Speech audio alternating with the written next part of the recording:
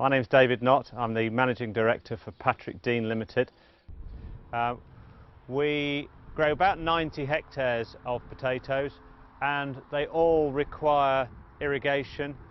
We have an intricate network of pipes, roughly 15 kilometres, connecting 3 main reservoirs to a central pumping station. This delivers the water out to hydrants in each of the fields, and then we use either a boom or irrigation guns to apply the water. We apply approximately 7 or 8 inches of water to each crop, but obviously it depends on the year. This year we'll be using all the water we've got if we look closely at the weather forecast. Coarse sand over limestone. We've got a lot of limestone in the soil which we take out using a destoner. The soil itself, you can see, is quite light and requires quite a lot of nutrient to go in it to grow potatoes.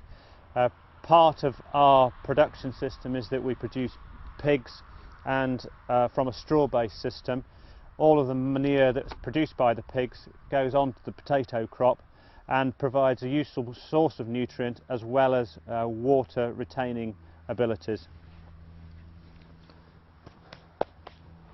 Patrick Dean Limited is owned by James Dean, and James is a major shareholder in Branston Potatoes. Branston pack all of our potatoes and they ultimately supply them to Tesco.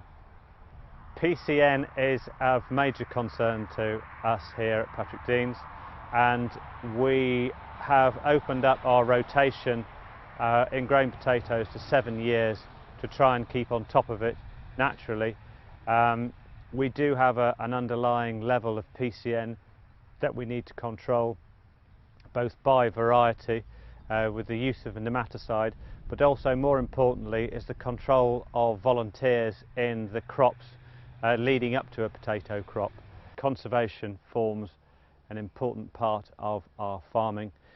Planting new woodlands is something that we try and do on a reasonably regular basis. You'll see here a new wood that we planted 2 years ago. Strips of Phacelia allow for insects, for game birds and other small birds and invertebrates. The grass provides nesting area, and the areas of bare soil will be planted up with maize to provide cover later on in the season. We grow 160 hectares of sugar beet. We're standing in one of our early drilled fields and you can see it's coming together quite nicely. We are 22 miles from British Sugar Factory at Newark. We lift about 10,000 tonnes of our own quota and take it all into the factory using ours and a neighbour's lorry to coordinate a total of around 70,000 tonnes into Newark.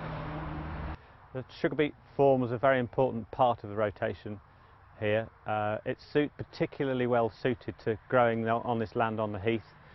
We've got quite a long growing window. We lift 50% of ours before Christmas and 50% after. If the weather conditions look as though they're going to change and turn to be much colder, then we will invariably store more on the large areas of concrete that we've got. But if the conditions are a normal year, then we will continue to lift right up until the point at which the factory closes in probably February or March of the following year.